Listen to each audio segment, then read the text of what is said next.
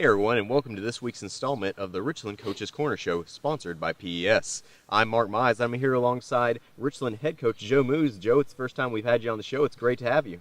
Yes, sir. Coach Hughes not feeling well at the moment. Thoughts and prayers are with him. Just make sure he feels better. I think it's a little bug, but yeah, we're here, and here we go. Well, I had an exciting week this last week, playing Summertown in a little bit more of a rural setting than sometimes we're used to. They're out on a field outside of campus, but great lighting, a great crowd, and it seemed like it was a really great environment for a Friday night football game in region play. It was. I was proud of the kids. They came off. They were really focused. Did a really good job. Had some little things that we just messed up on, but all in all, really proud. Feel like the kids are growing up. Feel like they're doing much better. Matter of fact, I thought we were the most physical we'd been yet. So proud of all the kids, and we're just trying to go week to week. And we're talking about just how much success this Summertown team has had this year after having just now started varsity in the last few years. But you mentioned they had 16 seniors, of course, and that's something that you're trying to build with this program as well. Oh, sure. People have to understand. I mean, the first year I was here, I only had 3. Last year we had 5, and then this year 6. So we've only had 14 seniors in a combined of 3 years, and Summertown had 16 seniors. And I'm telling you, when we can get 16 to maybe even just 12 seniors, that a whole lot of better things are going to happen, because with experience and age it gets more fun. And I think the junior pro and middle school program is really helping facilitate that. Of Oh, course, yeah. They didn't play junior pro, but you had 21 eighth graders this year. And those are guys who Coach Holt was talking about, the fact that he thinks that the large majority will be up at the high school level next year. Yeah, can't say enough about Coach Holt and what he's done with middle school. Can't say enough about Will Sands and what he's done to the junior pro. I mean, it's just awesome. I mean, we'll have kids practicing all over the baseball fields. I mean, it's just a wonderful environment where we get done with practice and we see kids everywhere, and it's coming in an environment that football is important now, and we can see that, and we're just trying to take those steps where other things can show as well that football is important here. And so before we get to the Summertown game, I just figured we'd give everyone an opportunity to get to know you a little bit better. So could you talk a little bit about your football background, especially what you played in college and who you played under? Okay, I played football at Riverdale under Gary Rankin. We went to 2 state championships the 4 years I was there, and that was obviously everybody, not just me. I did happen to have it be a Mr. Football finalist, and I thought that was just pretty fun to have that whole experience. I walked on at MTSU, finally earned a scholarship. My O-line coach was Joe Wickline, who was at Texas and is now at West Virginia, which they just won their game late. My offensive coordinator was Larry Fedora, who's now the head coach at North Carolina. So it's just pretty neat to see the coaches. And even I have a player, there was a guy I played with, Glenn Ellerby, who's now the O-line coach in Missouri. So to just have contact with all these different guys and to be able to go see them and listen to what they say and ask questions and get them to send film. And it's just awesome to be a part of stuff that, helps you learn. But I'll tell you, at the moment, sometimes it stinks when they work you to death. But it's really good, valuable lessons that you learn, and that's what we're trying to do here, is teach them that it is about wins. There's no doubt about it, but it's also about life lessons. It's also about to understand to show up every day. It's to have a relentless effort, to love your parents. I mean, we try to teach these kids values that hopefully stick, because the one thing I did see at Riverdale was, I have a state championship ring, and there was another one we lost, but there was kids that I would see that I loved them. They were my brothers, and we played, and they'd be in jail, and I think that's not success. That's failure. You can win 100 games, but if you got guys going to jail, we didn't fix enough. So we try to fix them. We try to help them. We try to teach them. We try to let them know how much we love them, but then also it's okay to cry, because you know what? If men don't cry, women don't need to date them, because you need a man that cares, because if he don't care, he ain't going to care about nothing. It's okay to give effort. It's okay to fail. I listened to, there's a guy named Jim Rohn, not Jim Rome, but Jim Rohn, where he said that there's only 2 things in life that you need: adversity and prosperity. And right now I try to teach them that adversity is a wonderful thing, because it teaches you character. It puts you in the fire of life to really learn who you are. And I'm proud of these kids every day, and we show up to work.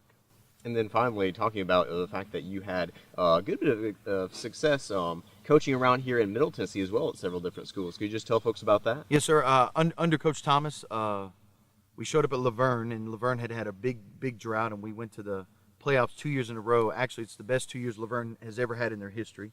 And then I followed Coach Thomas to Marshall County, and that's where I actually coached Coach Murphy. Mm-hmm. So that's where and we also coached Dante, and we went to the playoffs, won 7 and 8 there. We actually played Giles both years. That's where we met O'Connor. and then went to Cornersville, made the playoffs there, first time in like 19 years.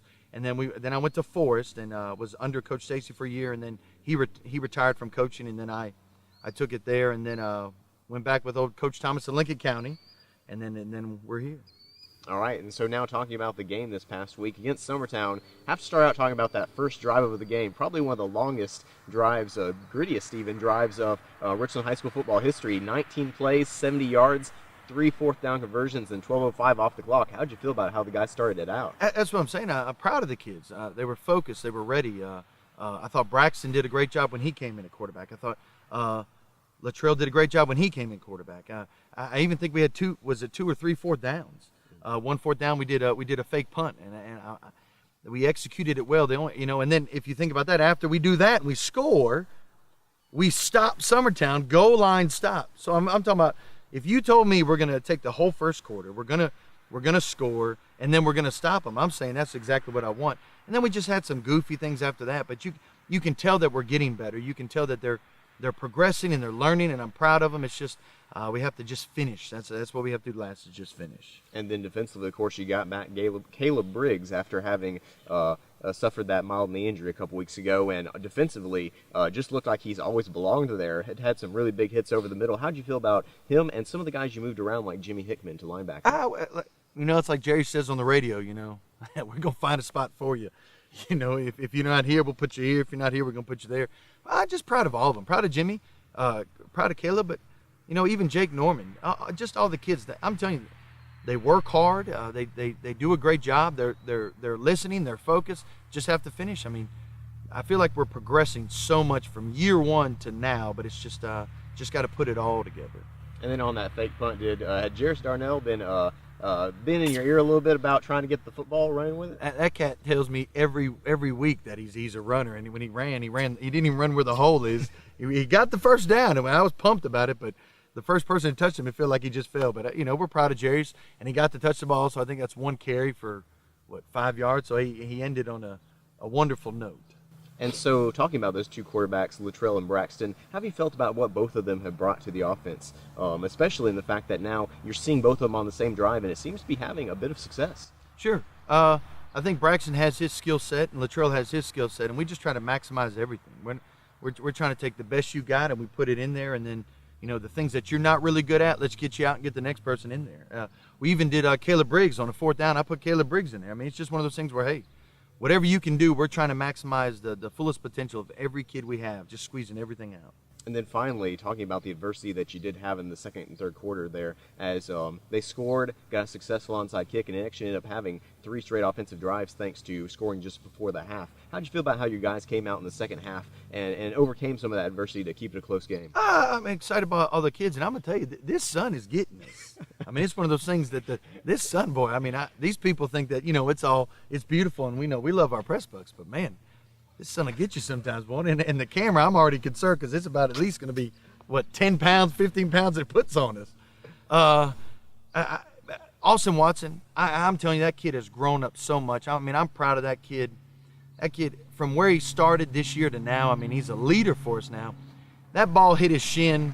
It hit his shin and went back to them. If Summertown kicked that ball 1,000 times, that never would happen again. That's why I told him right after it happened, I said, son, you did perfect. Keep fighting. And he did, and he kept his head up. And again, things like that in the past, you'd have everybody, their body language would just be down. And our kids fight now. They don't give up. I'm proud of each and every one of them. That's why I can't name them just one, because they're in this together. And I'm proud of Austin. And the ball hit his shin. There ain't nothing you can do. I'm talking about you. Literally, that's probably the most perfect onside kick I've ever seen in my entire life. And so we're finished with our discussion over the 26-14 loss to Summertown. Next up, we'll be talking about this week's game versus Columbia Academy. We'll be back after a quick timeout here on Pulaski TV Today. Here in Tennessee, when opportunity knocks, First Farmers is here.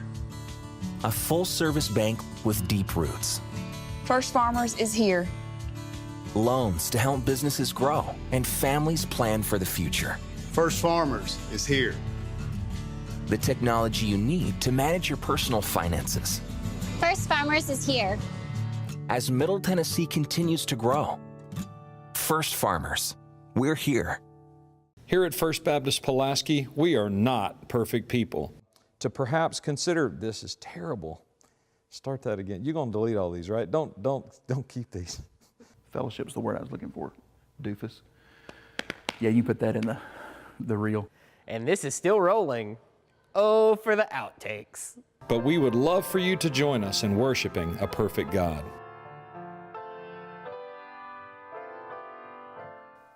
#struggle, right? And we're back here on the Richland Coaches Corner Show. I'm Mark Mize alongside head coach Joe Moos of the Richland Raiders. And before we get into the Columbia Academy game that we have upcoming this week, you wanted to talk a little bit about the community support the Richland's received. Man, I very excited. I'm excited on a couple of fronts. First thing is that our homecoming game, our last home game, which is, it feels like 6 years ago, but it'll be 2 weeks now, 3 weeks next week. We had over 800 people in it, and I know that some people can hear that and be like, oh, that's not a lot of people. I'm saying for this place, it was a lot of people, and I'm very proud of the support. I'm proud of the people showing up. I mean, we actually, I'm so proud of the community, because in the very beginning, we would do something good, and nobody would clap. And now they're clapping, and they're in the game. I mean, I'm telling you, it's almost like as the players have learned and done better, the community has. And we're proud of each and every one of them. Matter of fact, I was talking to the gentleman that does the cameras behind, and he even said that there was just an outcry to be recorded here, and we're just really excited about Richland, and we're trying to grow it, and we're asking everybody, even if you're not a part of it, to kind of jump aboard and be on the ground level, because I really feel like when you do things right, and the Bible tells us that you reap what you sow, and if you sow in good ground and you do the right things, that soon enough there's a harvest. Now there's a difference, because there's bamboo. I think there's a Japanese sander bamboo. You can put in the ground, and 4 to 5 years that thing won't grow, and then all of a sudden it grows like 60 feet. Well, Lord, I kept asking God, quit making this a Japanese bamboo deal, and let's just make it simple where you put enough manure on it, put some water on, let's grow this thing. But I don't think it's, it hasn't grown to the full potential yet, but our middle school's doing a great job. Our junior pro's doing a great job. Our fan support's doing a great job. And soon enough, I guess we're just going to be bamboo, where it's just going to go 60 to 100 feet, we're hoping. And so obviously, you probably don't have time to mention all of them, but over the last few years, you've had some great sponsors who have made it possible to have new uniforms, to have special trips for the guys, to love them up, like you always say. Sure. Well, like Dan Hinkle says, he's a Bank of Frank man. Mr. Yoakley at Bank of Frank Ewan does a phenomenal job. Hinkle Trucking does a phenomenal job. Sands Fencing. Mr. Lovell has a lawn care business. He does a great job for us. Cherokee Tree Cutting with Mr. McGowan does a great job, and we have signs all across our fences, and we're trying to get more. I mean, I'd like to soon enough maybe even have bigger signs and do it all the inside of the football field, almost like a Lewis County, to just know, you can go from if you've ever been, we played Mississippi State. Now Mississippi State, you drive and there's nothing, and then all of a sudden there's just this humongous stadium, and that maybe could be the vision for this place, that if you drive, you might see a Dollar General, you might see a gas station, but that's it. And then all of a sudden to just see a wonderful place, because I'm telling you, every time the reps come to this field, they're like, wow, this is one of the best grass fields that we've been around. And what they don't understand is our high school practices on this field, our middle school practices on this field, our junior pro practices on this field, and they still give compliments, and that's just a great job of what we're doing and what our community's doing. And we're just hoping that this thing grows enough where even our welcome center's better, where we're just saying, hey, this is a new place, let's have some fun. And so now looking forward to the Columbia Academy game. Of course, Columbia Academy's been one of the teams to beat the last few years in this region. How do you feel about what you have going in and what you've seen from Columbia Academy? Oh, I'm so excited. My daughter says that. She puts the words together and just says, so excited. Man, it's a challenge, It's kind of like one of those things, Mrs. Holt would love it because she's a Les Miles fan, and they fire a guy that's 2-2, and I don't get that yet. But, he talks about it, he'd always say challenge. I think it's awesome, Who wants to play a soft team when you can play at Columbia Academy? And the only thing I've challenged our kids is that we're going to fight. We're going to fight play to play. We're going to fight snap to snap, and we're going to enjoy the fight. Not concerned about the scoreboard, concerned about their integrity and their effort and their fight. And it's amazing how when they don't focus on the scoreboard, Fayetteville City, we lose 28-20. Summertown 5-1, 26-14, where normally, or in the past, you would say, oh gosh, they're going to get blasted. And when our kids focus and our kids fight and our kids are physical, we're so close on the precipice of the edge. And with Columbia Academy, we're going to do the same thing. Man, because at the end of the day, it's just blocking and tackling. You know, people think it's just sometimes we have this mental problem, like it's a jersey color, you know. In the NFL, sometimes, how does an NFL team win by 40 and then lose by 20? Because it's mental. Columbia Academy is not going to be any bigger or any faster. We're just going to fight. We're going to fight play to play. And if we can do that, I promise you, I told them they're going to enjoy it, and it's going to be fun, and we're going to have a good night. And so looking at the offensive progression we've seen the last few weeks, or we've seen you add some of the things that you had in previous years that really have seemed to have some success. Do you expect to see some more of that this week? Oh, sure. We're gonna open it up a little bit. But I'm telling you, man, at the end of the day, it's about hitting and tackling. That's what Coach Rank would all say all the time. It ain't about nothing else but hitting somebody and tackling. And that's all we focus on, and that's all that we're trying to pride ourselves for, because we're really, I think, starting to find our identity. Our identity here is, hey, we're a country school. You know, we don't have cities that got skyscrapers. You know, we love our Dollar General. We enjoy Dollar General, but we're a country town that prides ourselves on hard work, blue collar, relentless effort. We're going to get up early. We're going to stay late, and it's starting to show. You know, Summertown knows where we're running. We ain't got a lot of plays. We ain't tricking you. You know, we're going to get 3 or 4 yards, and you're going to enjoy it whether you like it or not. You know, Friday night we had 3 freshmen on the starting offense. I mean, that's saying something. They got 16 seniors, and we got 3 freshmen, and we're hitting seniors. Caleb Payne, Kelton Adams, and Jay Shearwich are hitting the guys that their banners are on the wall. My guys are hitting them, moving them backwards. So it's one of those things where I'm telling you, in time in this bamboo, it's going to be all right. And so then looking forward to Columbia Academy's offense, just what do you think they do well, and what do you think fans can expect to see from them? They're a wing T team. He's gonna mix it up some, and he's gonna go deuces. And when he goes deuces, it's kind of just, I'm gonna throw a deep ball. He's not a really deuce kind of person or spread kind of person. He's wing T. He's gonna put the tight end wing to the boundary. He's gonna try to rock it some. He's gonna try to run as much in the gut as possible. So I'm telling you right now, I'm loading it in the box, and we're gonna try to stop everything, and we're going to make him do stuff he doesn't do. That's one thing I try to do, is I try to have a plan where I make the other team uncomfortable. You know, I try to make them do things that they're like, oh, I don't want to do that, but I guess I got to.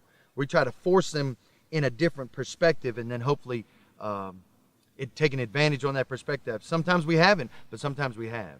And so finally, what do you think the biggest key for success this week is for Richland football? Keys to success is the same things I tell our kids every day. Honor your parents. You know, the Bible tells you, you know, you want a long life, honor your parents. Well, that makes sense. Relentless effort, you know. Be an outstanding human being and show up. And if you can do those things, I'm telling you right now, that's success every day of our lives. Whether it's a win, a loss, graduation, college, you do those things, you're an outstanding husband, you'll be an outstanding father, you'll be an outstanding human being, and that's what we want. Well, thank you very much, Coach. This has been Richland head coach Joe Moos on the program with us today. I'm Mark Mize saying thank you and good night.